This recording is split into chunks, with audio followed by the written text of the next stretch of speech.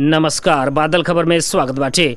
आज मिति 2081 आसीन 9 गते यानी 25 सितंबर 2024 सुनल जाओ देश दुनिया के आज के 11 गो प्रमुख खबर सब। 12 अचितवन सहित देश के विभिन्न स्थान में भइल सवारी दुर्घटना में कमती में 5 जने की मृत्यु भइल प्रहरी जानकारी देले बाटे।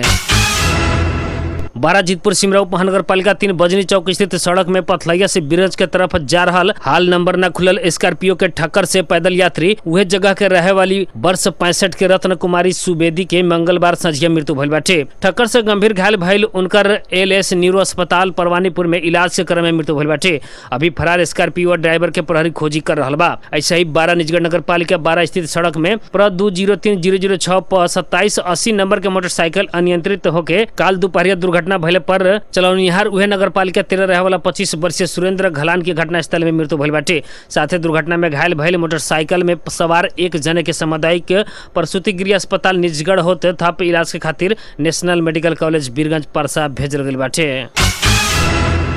12 प्रहरी अवैध लागू औषध ट्रामाडोल सहित 4 जने के पकड़ ले बा। निजगढ़ प्रहरी निजगढ़ नगर पालिका 9 से लागू औषध ट्रामाडोल 130 पैकेट सहित 4 जने के पकड़ ले बा।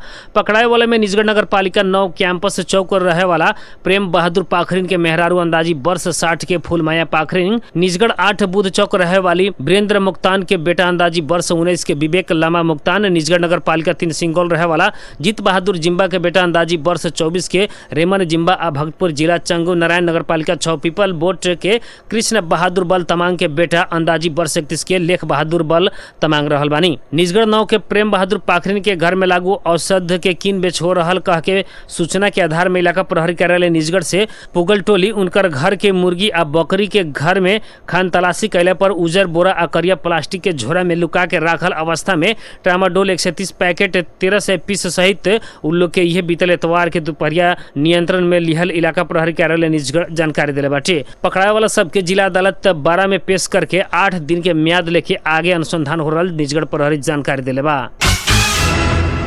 सरलाही के परसा गांव पालिका 5 स्थित अपने घर गाड़ी के पानी में डूब के एक लड़की के मृत्यु भइल बाटे। स्थानीय बबलू अंसारी के बेटी 2 वर्षीय आयशा खातून के पानी में डूब के काल मृत्यु भइले प्रहरी जानकारी दिले बा। घर गाड़ी खेल रहल खातून के न देखला बाद घर के लोग काल दोपहरिया प्रहरी के खबर कैले रहे। तत्काल घटनास्थल पुग के प्रहरी के टोली खोज तलाश कैला पर घर से 1 से 50 मीटर दक्षिण की ओर पानी में डूब के मरल अवस्था में लाश मिलल जिला प्रहरी कार्यालय जानकारी दिले बा। यह बीच सरलाही की गोड़िया नगर पालिका 10 सिसौटिया में काल करंट से 2 वर्षीय एक लड़का के मृत्यु भइल रहे। धनुषा के धनुषा धाम के एगो पोखरा में डूब के बेपता भइल लड़की के लाश आज सवेरे मिलल बाटे। धनुषा धाम नगर पालिका 3 में रहल पोखरा में स्थानीय बिकाऊ मंडल के 13 वर्षीय बेटी चंद्रिका मंडल यह बीतल मंगर के नहाए के क्रम में डूब के गायब भइल रहली। धनुषा के प्रहरी प्रवक्ता डीएसपी रंजन आवा के अनुसार काल दोपहरिया से ही उनकर खोजी हो रहा पर भी संझिया तक मिले ना सकल रहली, लेकिन आज सवेरे उनकर लाश पानी के ऊपर छता रहल अवस्था में मिलल रहे। लाश पोस्टमार्टम के खातिर प्रादेशिक अस्पताल जनकपुर ले गई। आ घटना के विषय में थप अनुसंधान हो रहल जिला प्रहरी कार्यालय जानकारी दिले बा। झापा के बुद्ध शांति गांव पालिका वार्ड नंबर 2 के वार्ड अध्यक्ष डिली प्रसाद ओली घूस सहित पकड़ाइल बानी। अख्तियार दुरुपयोग अनुसंधान आयोग के सहायक प्रवक्ता देवी प्रसाद थपलिया के अनुसार सेवाग्राही से जमीन पास तथा लेन देन सिपारी संबंधी काम के खातिर 80,000 रुपया घूस ले रहा अवस्था में ओली पकड़ाइल बानी। ओली के घूस देवे वाला भारतीय नागरिक अमरनाथ चौहान समेत गिरफ्तार भइल सहायक प्रवक्ता थपलिया बतैले बानी। घूस लेन देन के सूचना टेलीफोन मार्फत मिलला बाद अख्तियार दुरुपयोग अनुसंधान आयोग के कार्यालय इटहरी से टोली खटल रहे। दोनों जने के नियंत्रण में लेके आगे के अनुसंधान हो रहल अख्तियार दुरुपयोग अनुसंधान आयोग जानकारी दिले बा। पूर्व पश्चिम राजमार्ग से जुड़ल रौतहट के चंद्रपुर स्थित प्रहरी अवैध सखुआ के काठ बरामद कैले बाटे। इलाका प्रहरी कार्यालय चंद्रनिगाहपुर से सई जोगेंद्र चौधरी के कमांड में गई गश्ती टोली काल मंगर के संझिया चंद्रपुर 4 जंगल टोल स्थित अवैध रूप में जंगल से चोरी निकासी करके 4 गो साइकिल में 12 गो सखुआ के गुलिया लिया रहल अवस्था में बरामद कैले बाटे। प्रहरी के गाड़ी से साइकिल आ काठ छोड़ के लोग सब फरार भइल इलाका प्रहरी कार्यालय चंद्रनिगाहपुर के प्रमुख डीएसपी राजकुमार राय बतैले बानी। बरामद 20 क्यूफिट से ज्यादा काठ आ साइकिल नियंत्रण में लेके भागल लोग सबके खोजी तथा थप बुझे के कार्य हो रहल। आ काठ तथा साइकिल आवश्यक कार्रवाई के खातिर डिवीजन वन कार्यालय चंद्रनिगाहपुर में बुझावल प्रहरी जनैले बा। सुर्खेत के चौकुने गांव पालिका 6 काफल गैरा रहे वाला 63 वर्षीय मान बहादुर बूढ़ा के एक थान भरुआ बंदूक सहित काल सांझे प्रहरी पकड़ लेबा। मान बहादुर के घर में भरुआ बंदूक रहल कह के सूचना के आधार में इलाका प्रहरी कार्यालय गुटू से खटल प्रहरी घर तलाशी कैला पर उक्त बंदूक के मिलला से उनका के गिरफ्तार कर गेल बा। एरे भोजपुर के आम चौक गाँव पालिका 9 मालबासे स्थित बनमारा घारी जंगल से एक थान भरुआ बंदूक के काल सांझे प्रहरी बरामद कैले बा। मध्य प्रदेश के 3 जिला में एक दिन डूब के 3 जने की मृत्यु भइल बाटे। सब तारीख के खड़क नगर पालिका 4 पनसेरा रहे वाला सुरेंद्र चौधरी के बेटा 6 वर्षीय जेम्स कुमार चौधरी, डाकनेश्वरी नगर पालिका 5 तरही स्थित राधा कृष्ण मंदिर के पोखरी में डूब के काल दोपहरिया मृत्यु भइल बाटे। नहाए के क्रम में डूब के असक्त भइल उनकर स्वास्थ्य चौकी पातो में उपचार के क्रम में मृत्यु भइल बाटे। ऐसे ही रौतहट के माधव नारायण नगर पालिका 5 स्थित झांझ नदी में नहाए के क्रम में डूब के उहे जगह रहे वाला राम नरेश शाह के बेटा 11 वर्षीय पवन शाह के काल दोपहरिया मृत्यु भइल बाटे। इस संबंध में प्रहरी आवश्यक अनुसंधान कर रहल जानकारी दिले बा। महिला पुरुष दोनों जने बाल बालिका भइला में आ बाबू माई के मंजूरी न लेके विवाह कैला में जौन विषय में अपराध बा उहे विषय में मात्र सजाए करेला मातहत के सरकारी वकील कार्यालय के निर्देशन दियल गइल बाटे।